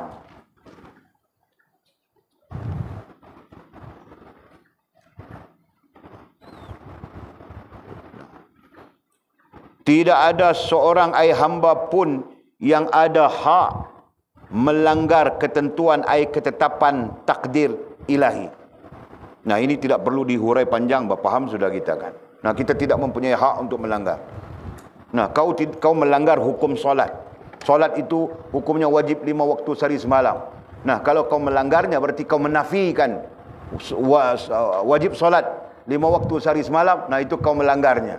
Nah, kau tidak mempunyai hak itu. Fahamkah? Nah, sekiranya kau melanggar begitu, murtad kita. Faham tak? Sesiapa yang melanggar hak Allah Subhanahu wa ta'ala, murtad dia. Nah, sekiranya dia tidak melanggar, cuma dia tidak melaksanakan, itu berdosa dia. Hal ini telah digariskan. Pemahaman ini telah digariskan oleh para ulama Islam terkait dengan hal seperti ini. Ya. Nah, kita jika melanggar dengan menafikan, itu dari sisi usuluddin, jadi murtad kita, jadi kafir kita. Faham ini? Nah, ada orang yang melanggar hukum menutup aurat, jadi kafir dia. Ya. Nah, sekalipun dia jahil, menurut Imam Nawawi rahimahullah ta'ala dalam Muhazzab, Muhazzab ini ada dalam Majmu' Nawawi, memfatwakan bahawa tetap jadi kafir sama ada dia sedar, dia tahu ataupun tidak tahu. Nah, itu bahayanya. Ya. Nah, itu dalam fatwa-fatwa usuluddin nanti kita baca, kita belajar tentang itu. Nah, berapa ramai manusia yang orang-orang Islam yang tidak tahu hukum menutup aurat. Nah, tahu tidak tahu, kau tetap jadi kafir. Dasarnya adalah tidak tahu kau pada sekian-sekian waktu. Nah, sekian-sekian waktu wajib kau tahu. Kan? Apalagi yang terkait dengan teras, ya, hukum-hukum yang teras, syariat-syariat yang teras, misalnya syariat iman, syariat Islam yang sifatnya teras. Yang teras itu seperti salat, mengucap 2 kalimah syahadah, salat, puasa yang wajib. Nah, itu teras. Nah, kau menafikannya jadi murtad. Kau meninggalkannya, nah kau tidak menafikan. Ya, kau tidak menafikan, tapi kau sendiri meninggalkan. Nah, itu berdosa. Kan? Paham enggak? Nah, tidak sampai menjadikan kita murtad. Jelas? Allah. Jadi baginda berbuat demikian untuk menunjukkan bahawa tidak ada seorang hamba pun yang ada hak melanggar ketentuan takdir ilahi. Nah, kita tidak mempunyai hak langsung. Ya. Dalam sisi lain, kita boleh membincangkan untuk mengamalkan, bukan membincangkan untuk menolak. Nah, hari ini orang-orang liberal sangat suka membincangkan tentang syariat Allah, ya bagus. Tapi menjurus kepada mau menolak, mau menafikan. Nah, itu yang terjadi, Pak. Nah, berbincang tentang syariat Allah. Nah, mereka menolak. Menolak hukum sembahyang 5 waktu. Ada yang menolak hukum-hukum yang telah ditetapkan. Contohnya, imam solat hanya lelaki. Ya. Nah, mereka membincangkan, ya, imam solat itu boleh saja perempuan. Kenapa perlu dimonopoli pada lelaki? Nah, akhirnya mereka mewujudkan imam solat itu perempuan. Yang jadi makmumnya lelaki. Nah, ini semua apa? Ini semua bentuk-bentuk melanggar hak Allah Subhanahu wa taala. Faham tak? Nah, itu. Astaghfirullahalazim. Dunia mau kiamat sudah, macam-macam jadi. Nanti sampai masa kamu orang akan lihat lagi bermacam-macam bentuk pelanggaran hak Allah Subhanahu wa taala. Jadi kesimpulannya, hak itu apa? Hak itu terkait dengan syariat Allah Subhanahu wa taala. Ya. Nah, terkait dengan iman, terkait dengan Islam, terkait dengan ihsan. Nah, itu dasar paling mustahak. Itulah hak Allah Subhanahu wa taala. Jangan kita langgar-langgar, ya.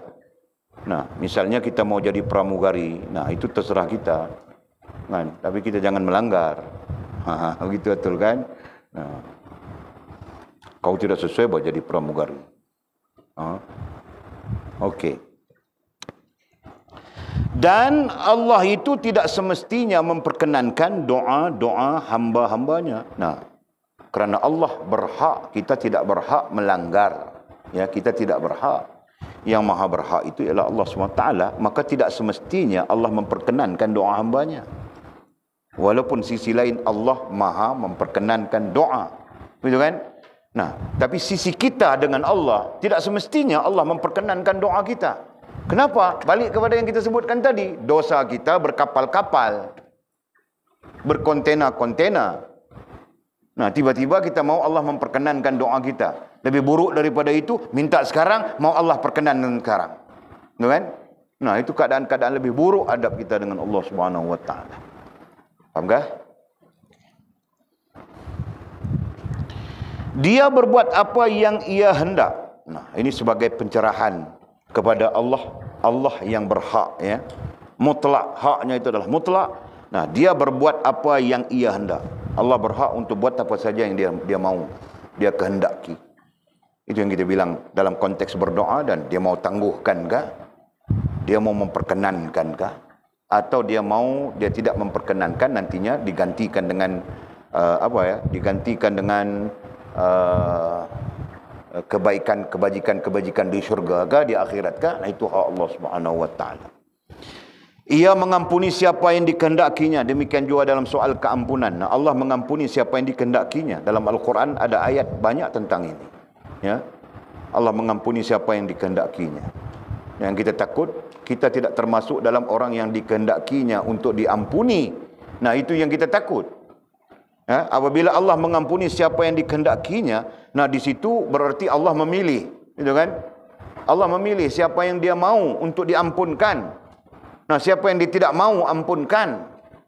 Siapa yang dia mau limpahkan rahmat dan kasih sayang. Siapa yang dia mau benci. Nah, semuanya berada di dalam pilihan Allah Subhanahu wa taala. Justru kita bayangkan, ya, bayangkan kita berada di posisi Allah benci. Allah na'udzubillahi min dzalik. Kan hancur kita dunia dan akhirat. Ia menghukum siapa yang dikehendakinya. Nah, lain Allah menghukum siapa yang dia kehendaki. Ya. Nah, kalau kita bilang dalam konteks pengajian kita, menghukum itu mungkin dalam sifat ujian itu sendiri. Bukankah ujian itu mempunyai 4 tujuan? Ya kan? Nah, bacakan 4 tujuan itu, Mizi.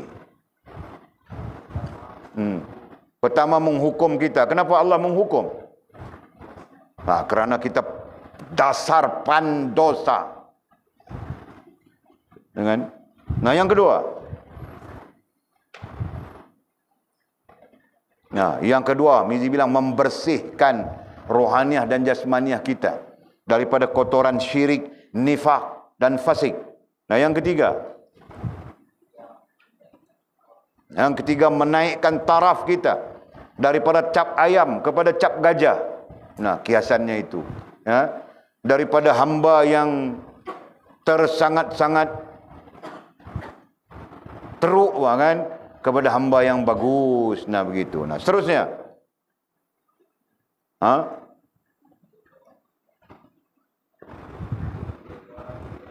Untuk menjadi orang pilihan Allah. Nah, Allah memilihnya. Kan? Untuk meletakkan dia sebagai dalam ranking-ranking maqamat. Begitu kan. Nah, bukan orang awam dia. Mungkin tawabin dia. Mungkin apalagi di atas. Begitu. Kan? Allah memilihnya. Nah, jadi di sana dalam 4 hal itu terkait ada satu apa hukum. Nah, ia Allah SWT menghukum siapa yang dikehendakinya. Nah, siapa yang Allah kehendaki dia hukum. Nah, itu dalam konteks orang beriman, kita katakan itu dalam konteks orang kafir, Allah menghukum secara orang kafir. Itu kan? Nah, dia mempunyai hak mutlak. Allah menghukumkan kita dengan kesulitan dalam hidup di dunia. Nah, Allah berhak. Jadi dia menghukum juga melalui alat. Nah, alatnya mungkin orang lain, begitu kan? Dia mempunyai kuasa mutlak. Nah, dia ai Allah Subhanahu wa taala, dia ai Allah mempunyai kuasa. Kuasa, istilah Arabnya bilang qudrah, ya. Dia mempunyai kuasa mutlak. Nah, kuasa mutlak itu boleh disebut sudah di atas. Kuasa mutlak dengan makna kuasa yang tidak ada bandingan, persamaan, perbandingan. Sebab itu kita bilang maha kuasa. Tidak ada perbandingan dengan makhluk apapun. Tidak ada persamaan dengan makhluk apapun kuasanya. Nah, sesuatu yang dijadikan dengan kuasanya yang bersifat mutlak itu, apakah boleh digugat dengan doa kita? Nah, begitu kan soalan. Okey. Terpulanglah kepadanya segala-gala ketentuan. Nah, segala ketentuan apapun terpulang pada Allah. Nah, ini sebenarnya bahagian daripada akidah. Ya, bahagian daripada akidah, tetapi kita menuturkannya, membicarakannya melalui disiplin tasawuf. Ya. Terpulanglah kepadanya, ai Allah, segala-galanya, segala-gala ketentuannya. Terpulang kepada dia mau menentukan apa. Nah, sekarang kemarau. Orang-orang yang sawah padi itu fikir bila lah mau hujan. Dia mau hujan saja. Dia pun boleh buat apa. Nah, Allah Subhanahu wa taala mau menentukan kemarau, sekarang kemarau. Tapi dalam keadaan kemarau di sini, di tempat lain Allah menentukan banjir. Nah, semalam di Ipoh banjir. Kan? Cuaca pun jadi kelang kabut sudah. Mau kiamat itu. Allah tidak boleh disoal tentang apa yang dilakukan olehnya. Ya. Allah tidak boleh disoal. Kita tidak boleh menyoal Allah Subhanahu wa taala. Kenapa? Nah, apabila kita menyoal Allah, artinya kita mempertikaikan ilmunya. Nah, apakah pada Allah Subhanahu wa taala itu ada kelemahan? Tidak mungkin. Kenapa? Karena Allah Maha sempurna. Ya kan? Yang kita bilang apa? Jalalatnya, kamalatnya, jamalatnya, semuanya sempurna. Kalau sudah sempurna, berarti daripada sisinya tidak ada sebarang kelemahan, tidak ada sebarang kekurangan. Nah, justru itu kau mau soal apa? Itu kan? Allah tidak boleh disoal tentang apa yang dilakukan olehnya, melainkan si hamba itu yang disoal, melainkan kita yang akan disoal oleh Allah SWT. Ini Al-Quran ini. Ini maksud Al-Quran ya. Nah, perhatikan ayat berapa surah apa. Macam mana bunyi ayatnya? Wahum yus'alun. La yas'aluhu wahum yus'alun. Bunyi ayatnya. Allah tidak akan disoal. Kamulah yang akan disoal. Mereka lah yang akan disoal. Kita yang akan disoal oleh Allah Subhanahu wa taala. La yas'alu wahum yus'alun. Bunyi ayatnya.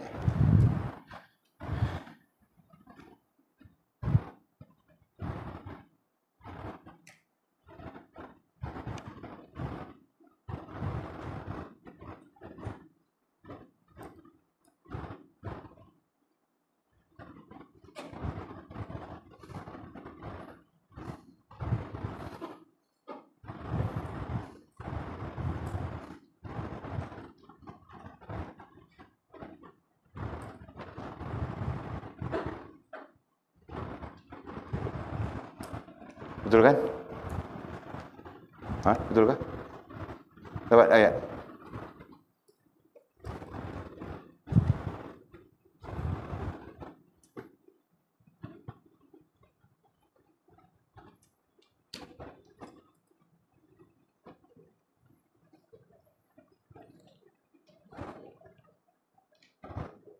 Allah tidak ditanya. Wahum yus'alun. Mereka lah yang akan ditanya. Allah tidak akan disoal. Mereka lah yang akan disoal. Mereka itu kita. Kita lah yang akan disoal. Si hamba itulah yang akan disoal. Cari dulu ya. Kita teruskan. Allah memberi kurnia kepada siapa yang dikehendakinya. Allah memberi kurnia. Kurnia ai anugerah. Kurnia ai anugerah. Nah, kadang-kadang boleh takut kamu orang confuse ya. Allah memberi. Nah, sifat memberi itu umum. Memberi. Kemudian ada lagi bentuk pemberian yang disebut dengan anugerah. Ya. Jadi kalau kita gunakan istilah memberi, nah ada dua. Boleh ambil ya secara umum ya, ada dua. Pemberian satu, yang kedua kurniaan, dan yang ketiga anugerah. Nah, ini secara umum ya. Anugerah. Anugerah. Nah, bolehlah. Baca boleh. Okey, pemberian, kurniaan, anugerah. Ini berbeza semuanya. Ya. Jadi kalau diletakkan pemberian ini dalam konteks Allah melayan, nah ini Rahman saja. Ini Rahim dan ini Latif. Ya. Dalam konteks Allah melayan. Nah, jadi terkait dengan Allah melayan kita, kalau Rahman bersifat pemberian. Nah, pemberian itu semua. Ya, orang kafir pun Allah kasih rezeki. Gitu kan? Apalagi beriman. Faham tak? Nah, itu pemberian. Sifatnya Allah mau kasih hidup. Allah mau kasih kita hidup, jadi berikan. Ya. Sampai-sampai kalau kita pun jahat pagi, petang, siang, malam, berdosa pagi, petang, siang, malam, kan? Maksiat pagi, petang, siang, malam, nah Allah tetap kasih rezeki. Nah, Allah kasih rezeki itu sifatnya adalah pemberian untuk kita hidup. Faham tak? Jelas? Makin. Nah, kemudian ada lagi satu istilahnya kurniaan. Nah, kurniaan itu makna juga adalah pemberian. Pada dasarnya dasar maknanya adalah pemberian. Tetapi pemberian itu bersifat rahim. Nah, Allah kasih, ya. Pemberian itu kerana Allah SWT kasih. Nah, sudah tentu pemberian pada posisi Allah kasih, yang kita bilang kurnia itu akan menjuruskan kita kepada Allah SWT. Ya. Rahim. Nah, jadi kita makan, kita ambil pemberian, kita ambil kurniaan Allah SWT. Nah, kurniaan yang kita guna pakai itu nantinya akan menjuruskan kita kepada Allah SWT. Okey, fahamkah? Nah, yang akhir sekali kita bilang anugerah. Nah, sama saja maknanya adalah pemberian. Anugerah itu terkhusus kepada kalau bentuk Allah melayannya adalah latif, ya. Allah melayannya dengan penuh kelembutan. Di sana ada gabungan kasih sayang, ya, gabungan Rahman, Rahim, dan kemudian gabung dengan Latif. Nah, Allah melayan kita dengan Latif. Nah, itu perbezaan, ya, supaya kamu orang tidak keliru pemahaman dari sudut. Nah, semuanya pemberian, sampai seperti tidak ada beza pemberian Allah Subhanahu Wa Taala. Ya, pada hakikatnya memang ada beza. Faham, Sofia? Okey. Allah memberi kurnia kepada siapa yang dikehendakinya dan tidak memberi kepada siapa yang ia tidak kehendaki. Nah, itu termasuk hak mutlak Allah Subhanahu Wa Taala. Yang tidak ada siapa boleh pertikai. Kan? Kenapa Allah kasih dia? Kenapa tidak kasih kepada aku? Kenapa Allah kasih Walid handsome? Kenapa Allah tidak kasih Mizi bilang Allah tidak kasih dia handsome? Nah, Allah punya kuasa bang. Kau pertikai buat apa? Ha? Nah, kau begitu pula. Apa tidak handsome kau Walid?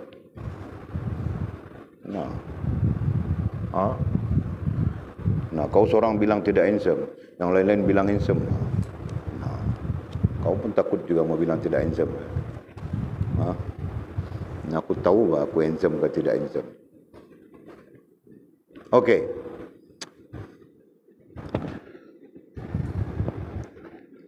Apa sahaja di langit dan di bumi. Apa sahaja di langit dan di bumi dan di antara keduanya. Nah, di langit, di bumi dan di antara keduanya. Faham ke itu? Dan di antara keduanya. Apa? Apa?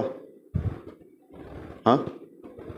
Di langit, di bumi. Nah, dan di antara keduanya. Orang panggil apa? Awan. Kau merepek bang. Hah? Hah? Angkasa. Angkasa kah? Boleh kah?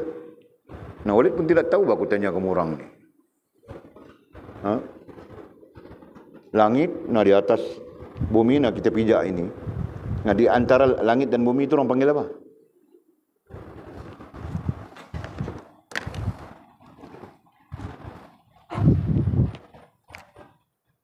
Atmosfera ke itu? Betul ke? Tadi Walid terfikir atmosfera juga Pak? Jadi Walid rasa atmosfera itu di atas sana kan? Ini langit. Nah, ini bumi. Nah, ini. Nah, antara langit dengan bumi ini. Nah, di sini, di ruang ini, kita mau panggil apa? Hah? Udara. Udara itu satu jisim, satu jirim. Itu ruang tu lah nak panggil apa? Tak boleh, tak boleh. Dia ada istilah dia. Sebab ruang ini kita bincang tentang ruang ya. Ruang ini merupakan kombinasi. Kan? Ruang ini dia kombinasi. Ada udara, ada air, ada macam-macam lagi. Campur macam-macam.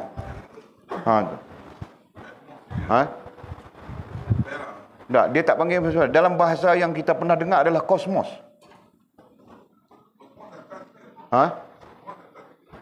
Atmosfera? Mana ruang ni atmosfera? Tak ada. Saya cuma confuse dari sudut apa istilah yang diguna pakai. Tapi saya pernah dengar antaranya adalah kosmos.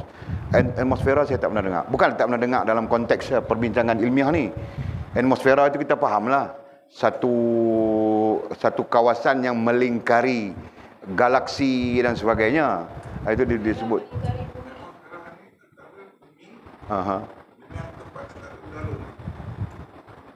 Okey. Kawasan melingkari bumi. Nah, inilah maksudnya. Inilah. Ini atmosfera.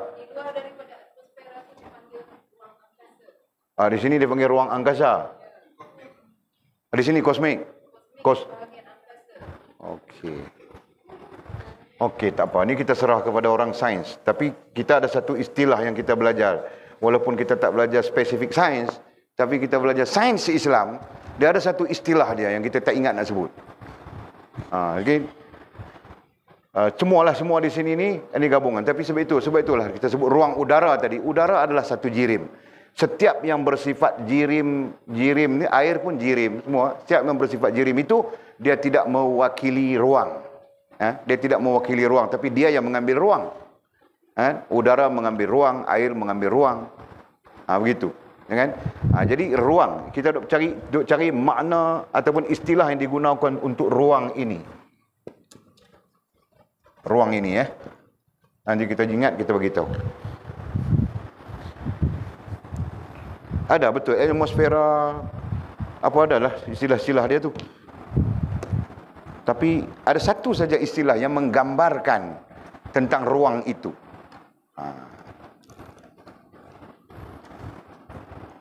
Okey, kita teruskan. Sikit lagi nak habiskan ni. Apa sahaja di langit dan di bumi dan di antara keduanya, antara langit dan bumi adalah dalam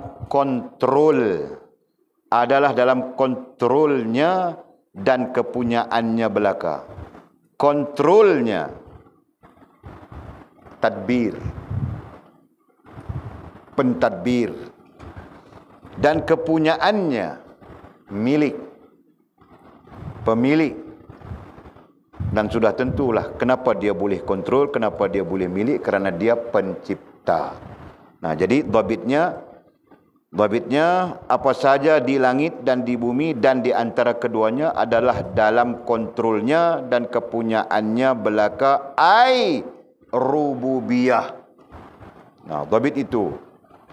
Supaya nanti kita bagi pencerahan, kita tahu kaitannya dengan apa. Pada dasar. Okey. Tidak ada tuan bagi segala itu. Tidak ada tuan. Tuan itu ai pemilik.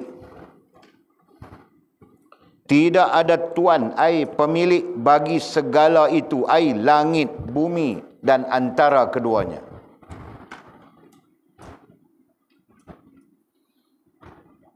Tidak ada tuan ai pemilik bagi segala itu. Bagi segala itu. Itu isim syarah. Faktanya mesti ada. Apa faktanya? Langit, bumi dan antara keduanya, melainkan Allah. Pemiliknya adalah Allah. Tuannya adalah Allah. Dan tidak pencipta melainkan Allah jua. Dan tidak ada pencipta lain melainkan Allah Subhanahu wa ta'ala jua. Set dasarnya adalah rububiyah. Tidak ada rububiyah melainkan Allah Subhanahu wa ta'ala jua. Faham tak? Itu induk dasarnya. Yang lain yang kita ceritakan tadi itu gambaran-gambaran kesempurnaan Allah Subhanahu wa ta'ala, Tuhan kita yang mentakdirkan apapun kepada kita. Sudah tentu takdirnya itu sempurna, sesuai dengan kekuasaannya, sesuai dengan kehendaknya. Hal ini disebutkan di dalam firman-Nya, a'udzubillahi minasyaitonirrajim. Ya ayyuhan nasu zukuru ni'matallahi 'alaikum hal min khaliqin ghairullah yarzuqukum minas sama'i wal ard la ilaha illa huwa fa anna tu'fakun. Ayat 3 surah 35. Hai manusia, ingatlah akan nikmat Allah kepadamu. Ingatlah akan nikmat Allah kepadamu. Ingatlah di sini ada dua tafsirannya. Tapi yang paling masyhur di kalangan ulama adalah fikirlah. Ingatlah ai fikirlah akan nikmat Allah kepadamu. Artinya fikir nikmat Allah kepada kita. Macam-macam nikmat, ya kan? Yang ada di tubuh badan kita saja sudah cukup hebat sudah. Nikmat mata, nikmat telinga, nikmat segala nikmat. Ya. Adakah sesuatu, perkataan sesuatu tidak sesuai dari segi lafaznya. Hal min khaliqin. Adakah, bukan sesuatu, hal min khaliqin. Sesiapa, min. Bukan min. Hal min khaliqin ghairullah. Kita pakai saja terjemahan ini. Adakah sesuatu pencipta selain Allah yang dapat memberikan rezeki kepada kamu dari langit dan bumi? Nah, ini pertanyaan. Apakah ada pencipta yang lain selain daripada Allah yang boleh memberikan kita rezeki dari langit? Nah, rezeki dari langit itu hujan. Kan? Yang daripada hujan itu menyebabkan bumi ini mempunyai air dan menumbuhkan tanaman-tanaman, tumbuh-tumbuhan dan sebagainya. Nah, di sana jika tidak ada hujan, nah tidak ada air di bumi. Kan? Nah, jika tidak ada air bumi di bumi, maka kering kontang. Nah, tidak ada tumbuhan yang akan tumbuh. Jelaskah? Tidak ada biji-bijian yang akan tumbuh. Nah, itu jam beras pun tiada apa. Gandum pun tiada. Apa pun tiada. Kau mau makan apa? Nah, kau mau makan apa, Tul? Walaupun kau tanam sayur. Nah, kau kan amoy tanam sayur. Nah, kau mau tanam sayur macam mana? Air tiada. Nah, begitu kan? Nah, ikan pun tidak boleh hidup, air tiada. Nah, rezeki dari langit itu adalah hujan. Ya. Yang dapat memberikan rezeki kepada kamu dari langit dan bumi. Nah, rezeki dari bumi itu adalah menumbuhkan tumbuh-tumbuhan, biji-bijian yang dapat kita makan. Nah, itu. Tidak ada Tuhan selain Dia. Nah, tadi kita bincang ya tentang hujan ya, air. Tadi kita sebut tadi nah. Ini ruang-ruang. Ruang ini ada udara, ada air. Itu kita bilang tadi. Kan? Nah, Allah menguasai langit, bumi dan ruang antara bumi dengan langit. Nah, itu termasuk dalam kekuasaan Allah Subhanahu Wa Taala. Nah, artinya menyeluruh sudah, holistik, tidak ada ruang, tidak ada bahagian yang tidak berada di dalam kekuasaan Allah Subhanahu Wa Taala. Nah, begitu. Jadi dalam ruang antara langit dan bumi itu, nah ada air. Ada kan? Nah, ada awan saja. Nah, itu awan yang kita nampak itu awan. Dalam awan itu ada air. Hal ini lama sudah kajian, ya kan? Awan membawa air, gitu kan? Okey. Dan bumi, sudah. Tidak ada Tuhan selain Dia. Nah, sesungguhnya tidak ada Tuhan selain Dia, selain Allah Subhanahu Wa Taala. Dialah pencipta, dialah pemilik, dialah pentadbir. Maka mengapakah kamu berpaling, yakni dari ketauhidan? Mengapakah kamu berpaling dari bertauhid kepada Allah Subhanahu Wa Taala? Nah, itu pertanyaan Allah kepada kita. Nah, justru kita juga perlu menjawab. Kenapa kita tidak mau beriman? Kenapa kita tidak mau berislam? Kenapa kita tidak mau berihsan? Tauhid itu kan kesatuan, gitu kan? Tauhid itu adalah kesatuan iman, Islam dan ihsan.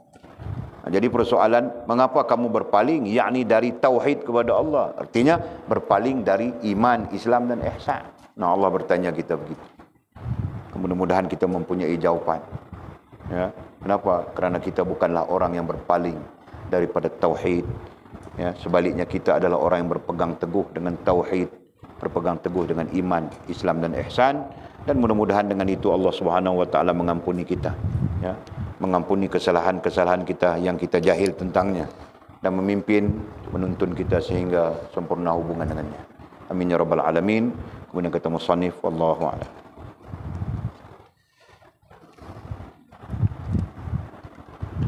Hari ini Allah uji sakit perut pula Walid ni. Sakit perut sampai tidak menyempat-menyempat. Berak dalam seluarku. Coba.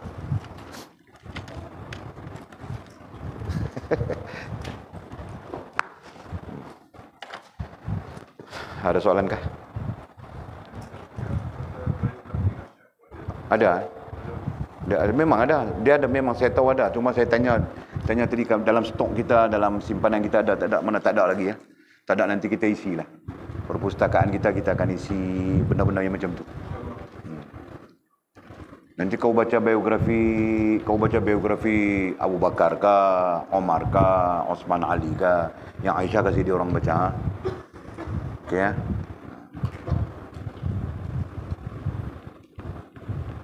Tak ada soalan ya, silakan.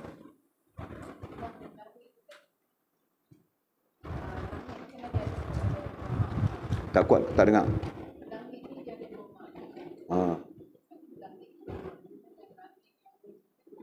Hmm.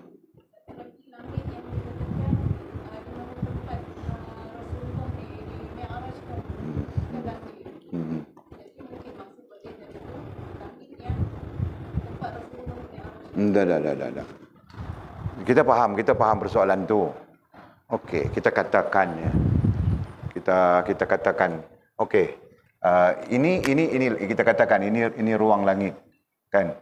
Di sini yang dimaksudkan dengan ruang langit di sini ni dia macam itulah. Ada 7. Ada 7 Ini berapa dah ni? 1, 2, 3, 4. Nah, kita akan andaikan ada 7. Macam tu. Okey. Faham tak? Macam ni. Okey.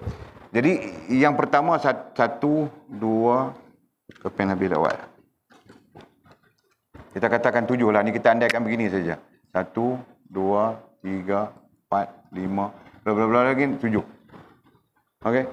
Jadi lapisan inilah. Kita kata yang pertama inilah dengan bumi, itu yang dimasukkan tu. Tapi kita buat dalam gambaran yang satu tulis macam tu saja, kan? Hakikatnya kalau kita nak tulis balik macam inilah. Bumi pun sama aja, ada 7 juga. 2, 3, 7 lapis. Macam itulah kita katakan. Jadi kita kirakan yang pertama daripada bumi dengan yang pertama daripada langit. Macam tu. Dan kita tidak dapat menafikan makna langit itu sendiri pun, kan, yang dipertuturkan dalam Al-Quran kepada kita secara umum itu adalah langit yang pertama. Yang kita lihat, kita tengok ni sebenarnya nampak langit tak nampak langit pun kita tak tahu, tapi kita katakan langit lah, gitu kan? Itu adalah yang pertama, lapisan yang pertama. Terkait dengan Mi'raj Nabi SAW, sampai kepada yang tertinggi, kan? Yang tertinggi itu, jadi kalau yang kita duduk tengok yang ni nombor 1, Nabi SAW dah Mi'raj sampai yang ke-7. Selepas daripada itu, wallahu alam di mana, tak tahu kita nak cerita. Itu Mi'raj lah. Jadi Mi'raj Nabi itu melintasi 1, 2, 3, 4, 5, 6, 7. Boleh faham ke tu? Itu bentuk dia. Jadi persoalan dia, apakah semua ini langit? Ya, semua itu disebut sebagai langit. Itu ya. Boleh clear lah. Jadi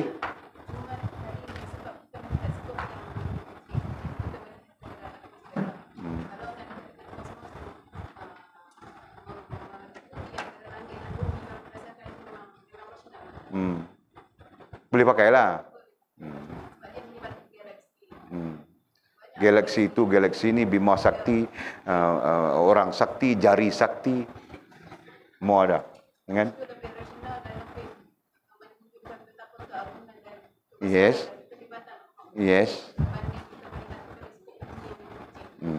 Bahkan ada lagi huraian yang mengatakan bahawa makhluk di sini, 7 lapis ni, 7 lapis bumi ni, berbanding dengan makhluk yang duduk di ruang.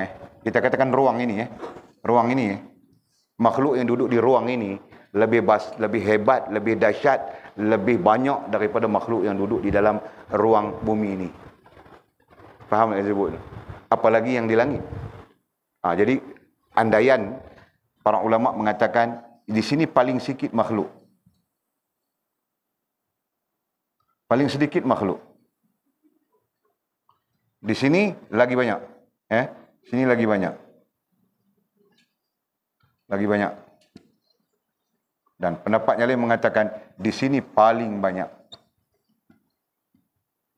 makhluk Allah Subhanahu Wa Taala.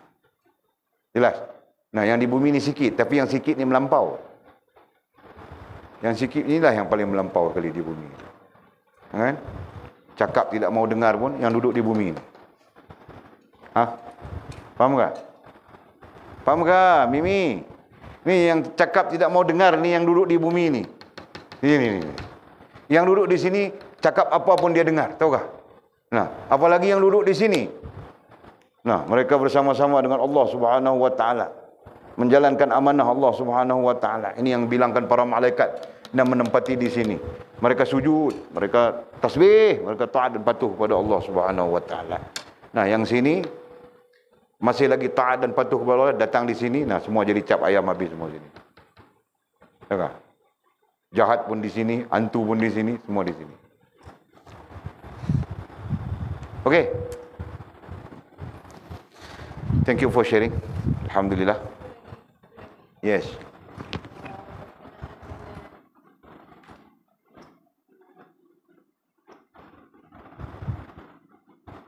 Ini berarti bahawa ketentuan takdir ilahi tidak akan terelak kecuali dengan doa yang ditakdirkan boleh menolak takdir. Ada dua soalan. Pertama, ketentuan yang mana satu yang tidak boleh? Adakah ia berkait dengan qada? Qadar. Sebab takdir ini berkait dengan Jadi pemahaman terhadap soalan ini, apakah doa boleh menolak takdir? yang dimaksudkan di sini menolak takdir yang Jadi kita dah ubah dah tadi. Tadi kita dah ubah dah makna literal kepada makna takwil. Secara tidak langsung kita dah ubah dah. Berarti teks tu kita tidak boleh faham secara teks, tak boleh. Faham secara teks menunjukkan bahawa doa boleh merubah takdir. Yes? Macam tu kan? Cuba faham daripada teks tu. Nah, jadi kita sudah mengubah teks tu tadi daripada literal kepada takwil. Daripada lafzi kepada maudhu'i. Nah, maudhu'nya bukan doa yang merubah takdir. Tetapi yang merubah takdir itu adalah kasih sayang Allah SWT kepada hambanya. Kerana hamba itu mempunyai hubungan yang baik, perhubungan yang baik dengan Allah SWT.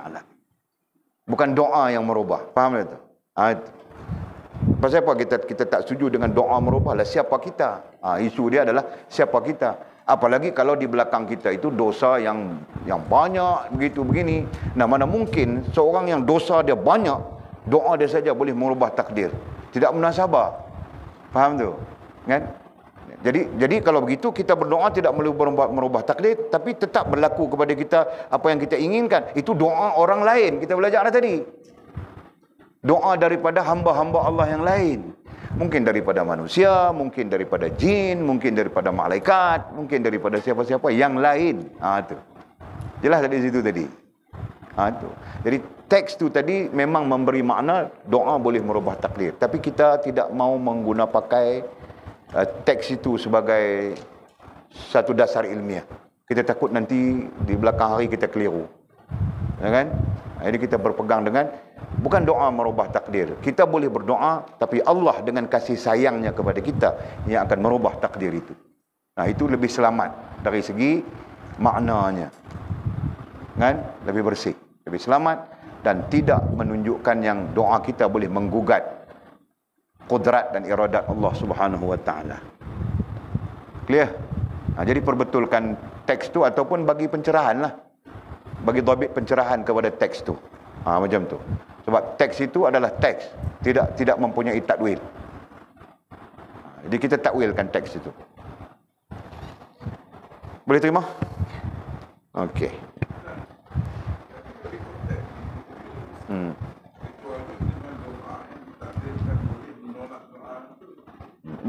Kita faham ayat dia. Doa yang ditakdirkan. Berarti di situlah rahmat Allah Subhanahu wa taala. Jadi kita berpegang dengan sesuatu yang lebih relevan dengan pemahaman kita.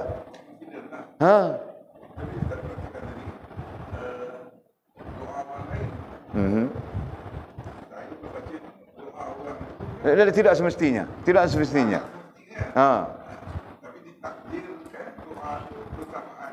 Ya, itu satu keadaan. Satu keadaan yang lain ada doa orang lain kepada kita. Dua-dua sekali dia berlaku begitulah.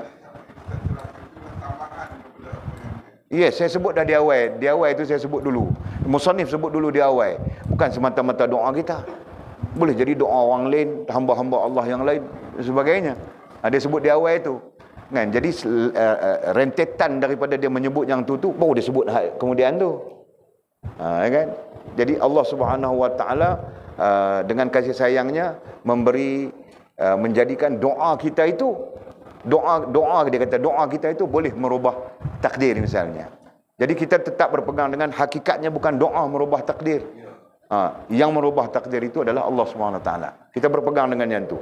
Jadi akidah kita selamat, perbuatan kita selamat, dengan fahaman kita selamat. Ini tu. Kita kena berhati-hatilah. Nah, saya sangat berhati-hati dalam hal ni. Sebab apa? Sebab saya tengok lah ya, yang depa-depa ni, saya takut dia tumbuh dalam keadaan yang cacam merbau. Kan? Jadi Walid sangat berhati-hati ya, supaya kamu orang tidak keliru di belakang hari. Faham tak? Nanti tengok-tengok atul balik-balik, semayang tak wajib. Kan? Pakai niat saja. Nah, tidak akan jadi keliru. Kenapa? Doaku telah diangkat oleh Allah. Kan? Nah, sembahyang itu tidak wajib lagi padaku. Nah, kan? Nah, jadi itu di antara. Okey. Wallahu a'lam. Bismillahirrahmanirrahim. Alhamdulillahirabbil alamin. Wassalatu wassalamu ala asyrafil mursalin wa ala alihi washabihi ajma'in. Allahumma iftah lana futuhal 'arifin warzuqna fahman nabiyyin waj'alna min ibadikas salihin. Allahumma ihdinas siratal mustaqim. صراط الذين أنعم الله من النبيين والصديقين والشهداء والصالحين. اللهم ربنا افتح بيننا وبين قومنا بالحق وأنت خير الفاتحين. اللهم أعنا على ذكرك وشكرك وحسن عبادتك. اللهم فقهنا في الدين وعلمنا التأويل. اللهم فقهنا في الدين وعلمنا التأويل. اللهم فقهنا في الدين وعلمنا التأويل. وصلى الله على سيدنا محمد وعلى آله وصحبه وبارك وسلم. والحمد لله رب العالمين.